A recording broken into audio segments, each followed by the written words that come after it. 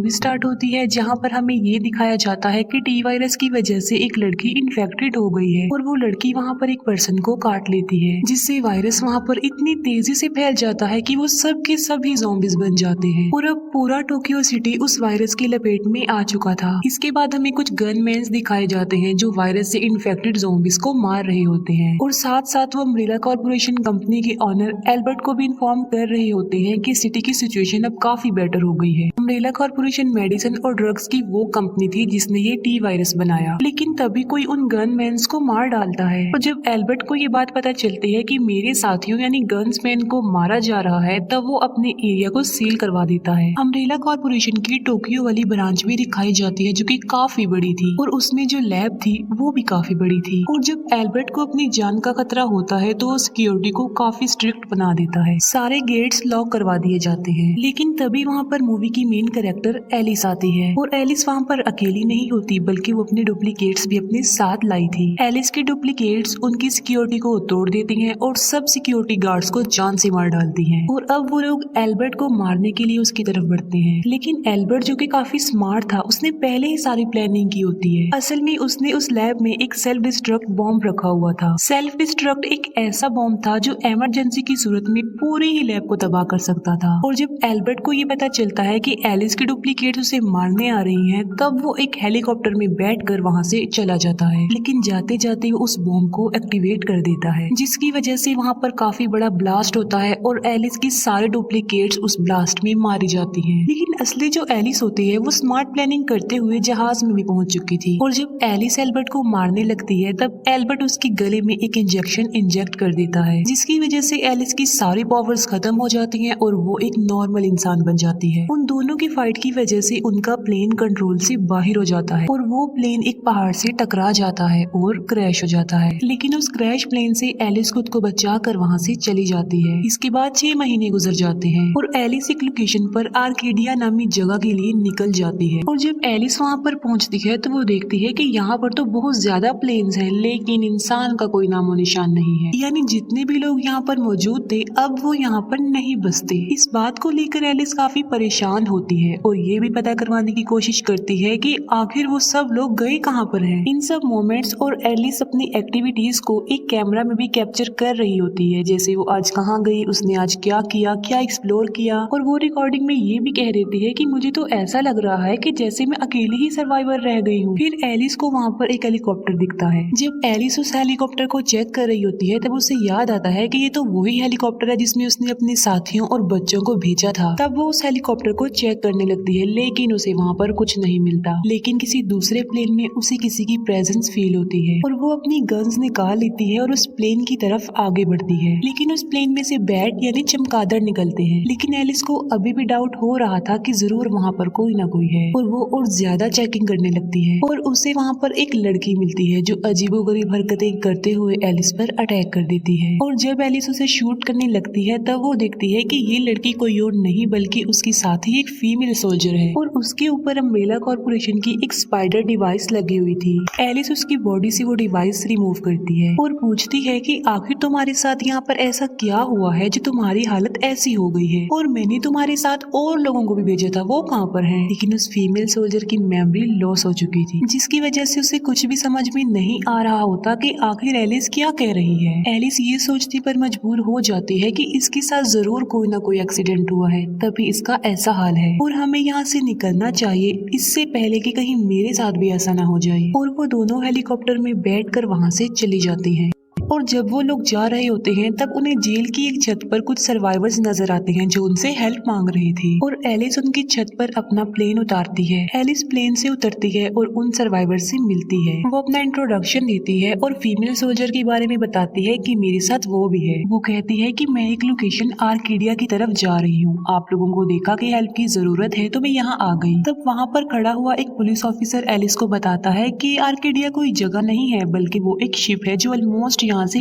1 kilometre की दूरी पर है। तब एलिस कहती है कि हमारे लिए वहाँ पहुँचना काफी डिफिकल्ट है क्योंकि नीचे काफी ज्यादा ज़ॉम्बीज हैं और उनके बीच से निकलना तो इम्पॉसिबल है। वो लोग एलिस को एक प्रिजनर से मिलवाते हैं। एलिस उस प्रिजनर से मिलती है और पूछती है कि इन लोगों ने तुम्हें प्रिजनर बनाकर क्यों रखा हुआ है, जिस पर वो प्रिजनर जवाब देता है कि मैं इसी जेल का सोल्जर था और मैंने कैदियों को आजाद करवाने की कोशिश की ताकि वो भी ज़ॉम्बीज के खिलाफ लड़ सके, लेकिन उनमें से कुछ कैदी ऐसे थे जिन्हें ये बात अच्छी नहीं लगी और उन्होंने मुझे यहाँ पर कैद कर दिया। लेकिन मैं यहाँ से निकलने का रास्ता भी जानता हूँ और अगर तुम मुझे यहाँ से आजाद कर दोगी तो मैं तुम लोगों को सेफली उस शिप तक पहुँचा सकता हूँ। इतनी ही देर में वहाँ पर एक सर्वाइवर आ जाता है और वो कहता है कि इसकी बातों को इग्नोर करो। एलिस जब वॉशरूम में जाती है तो उस वॉशरूम की सीलिंग तोड़कर एक ज़ॉम्बी वहाँ पर आ जाता है जो कि काफी खतरनाक नजर आ रहा था और वो ज़ॉम्बी उन लोगों पर अटैक कर देता है। लेकिन तभी एलिस अपनी गन निकालकर उसके सर पर शूट कर देती है जिसकी वजह से वो ज़ॉम्बी मर जाता है और उसके अंदर से बहुत सारे कॉइन्स निकलते हैं। ये देखकर वो सर्वाइवर एलिस को कहता है कि तुम तो काफी स्मार्ट हो। तब एलिस उसे अपने वेपन्स दिखाते हुए कहती है कि इन ज़ॉम्बीज को मारना मेरे लिए कोई नई बात नहीं है,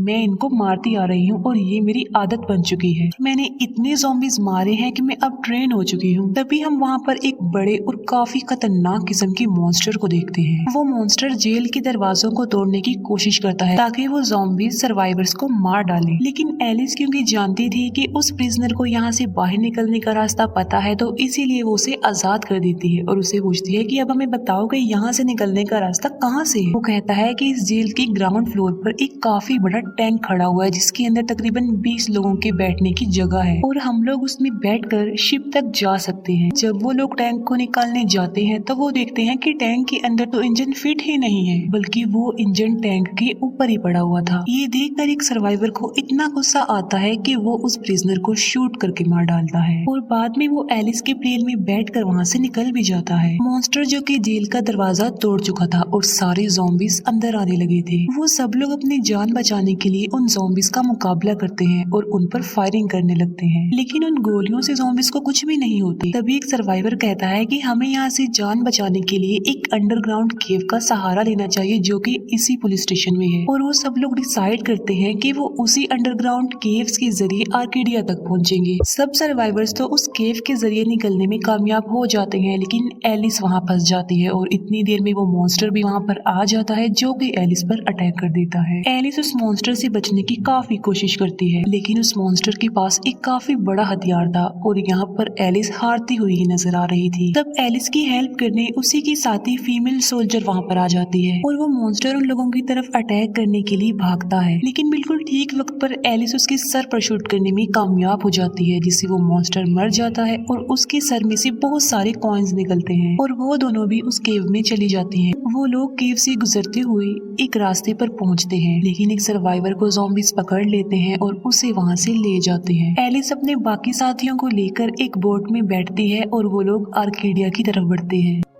और जब वो लोग आर्केडिया पर पहुंचते हैं तब उन्हें पता चलता है कि आर्केडिया की तरफ से भेजी गई रेडियो ट्रांसमिशन जिसमें ये कहा गया था कि सर्वाइवर्स यहाँ पर आ जाएं, यहाँ पर खाना पानी मौजूद है, वो 3 दिन पहले की ट्रांसमिशन थी और जिन्होंने भेजा था वो लोग भी यहाँ पर नहीं थे और इन्फॉर्मेशन लेने के लिए वो उस शिप के रिकॉर्ड चेक करती है। तब एलिस को पता चलता है कि तकरीबन 2000 से ज्यादा लोग जो अभी भी इस शिप पर जिंदा हैं, मगर एलिस को ये पता नहीं चल पाता कि आखिर वो है कहाँ पर। ये बात जानने के लिए एलिस और शिप की बेस ग्राउंड में जाती है और वो वहाँ पर अम्ब्रेला कॉर्पोरेशन का लोगो देखती है जिससे उसे पता चल जाता है कि ये बोट भी अम्ब्रेला कॉर्पोरेशन की बनाई गई है और अम्ब्रेला कॉर्पोरेशन ने ये फेक न्यूज फैलाई थी कि सर्वाइवर्स यहाँ पर आ जाएं और अम्ब्रेला कॉर्पोरेशन ने ऐसा इसलिए किया था ताकि जो लोग यहाँ पर आए वो उन पर अपने एक्सपेरिमेंट्स कर सके। और जब एलिस को ये बात पता चलती है तब उसे काफी गुस्सा आता है और वो उन लोगों को वहाँ से निकालने की कोशिश करती है। जब वो लोग वहाँ से निकल रहे होते हैं तब एलिस को उसकी पुरानी फीमेल सोल्जर नजर आती है और उसके सीने पर भी सेम स्पाइडर डिवाइस लगाई गई थी। एलिस उस डिवाइस को रिमूव करती है और उन लोगों की जान बचाती है और इतनी ही देर में वहाँ पर एल्बर्ट आ जाता है और ये सारा किया धरा किसी और का नहीं एल्बर्ट का था, यानी इस सब प्लानिंग के पीछे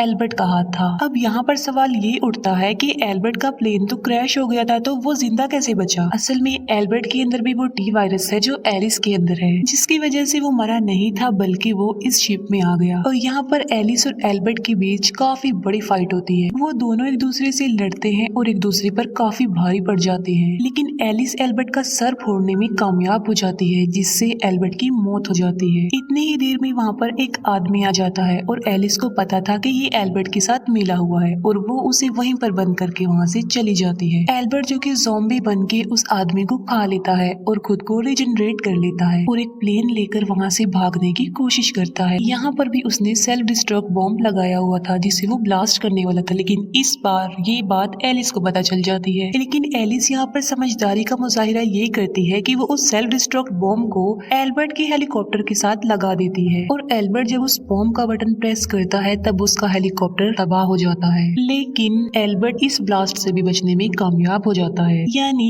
एल्बर्ट अभी भी नहीं मरा होता। और दूसरी तरफ एलिस उन सब लोगों की जान बचा लेती है और वो लोग काफी खुश होते हैं। वो लोग इतने खुश हो जाते हैं और ये समझते हैं कि एलिस ने उनको एक नई जिंदगी दे दी है। एलिस फिर से रेडियो ट्रांसमिशन एक्टिवेट करती है और वो मैसेज भेजती है कि जितने भी लोग सर्वाइवर्स हैं वो आर्केडिया में आ जाएं, हम लोग आपकी हेल्प करेंगे और हम आप लोगों को खाना पीना प्रोवाइड करेंगे। लेकिन तभी वो लोग नोटिस करते हैं कि एलिस की वो ट्रांसमिशन सुनकर बहुत सारे ड्रोन्स वहाँ पर आ जाते हैं और उनकी शिप को चारों तरफ से घेर लेते हैं और ये मूवी यहीं पर ही एंड हो जाती है।